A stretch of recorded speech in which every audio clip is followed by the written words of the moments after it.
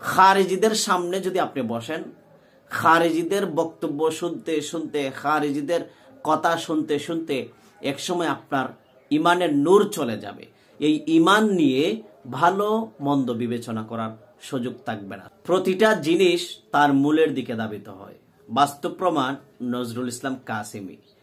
কিছু কিছু আবেগদারী, কিছু কিছু সস্তা আবেগদারীরা নজরুল ইসলাম কাসেমিকে নিয়ে অনেক পোস্ট করেছে সে নাকি সুন্নি হয়ে গিয়েছে।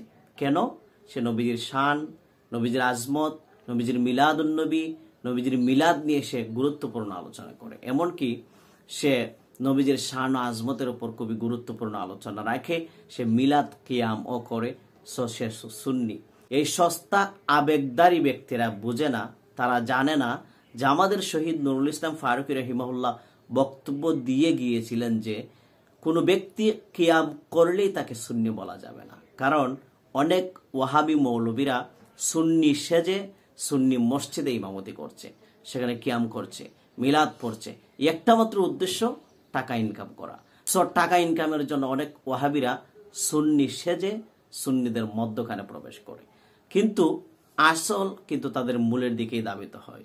সম্মানিত দর্শক, নজরুল ইসলাম কাসেমি তাহের শাহ হুজুর কেবলাকে নিয়ে যেরকম বিরূপ মন্তব্য করেছে, বক্তব্য দিয়েছে, এটা খুবই দুঃখজনক।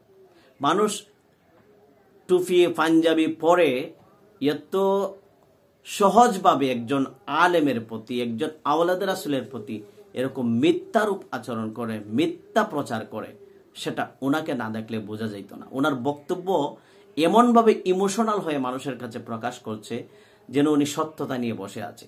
নজরুল ইসলাম কাসেমির অনেক বক্তব্য মিথ্যার উপর, অনেক বক্তব্য জাল হাদিস দ্বারা প্রমাণিত।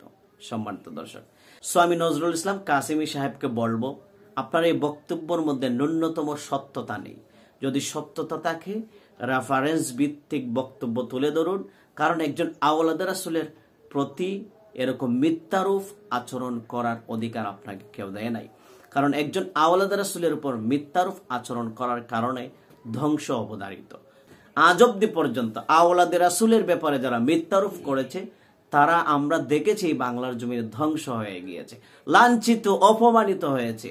কারণ আওলাদ রাসূলকে নিয়ে বিরূপ মন্তব্য করেছিল এই আব্দুল কাইয়ুম ফিয়াজি না মিয়াজি, সে বিভিন্ন মিথ্যারূপ করেছিল, কিন্তু আমরা দেখেছি এই বাংলার জমিনে লাঞ্ছিত, অপমানিত হয়েছে।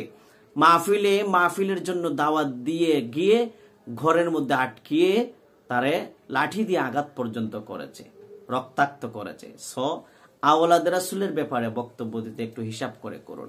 লাঞ্ছিত, অপমানিত হতে বেশি দিন বাকি থাকবে না। আর আমাদের দেশের কিছু আবেগদারী, সস্তা আবেগী যারা, তাদের ব্যাপারে বলছি, ভাই মিলাদ কিয়াম করলেই সে শুদ্ধ হয়ে যায় না। সো আবেগটাকে একটু কন্ট্রোল করুন। আমাদের দেশের সস্তা আবেগী ব্যক্তিদের এমনই হয়েছে যে নজরুল ইসলাম কাসেমির এই ইমোশনাল বক্তব্য শুনে শুনে তাদের ইমানের নূর চলে গিয়েছে। আল্লাহ পাক যেন প্রতিটা ভাইকে হেফাজত করেন। আসসালামু আলাইকুম।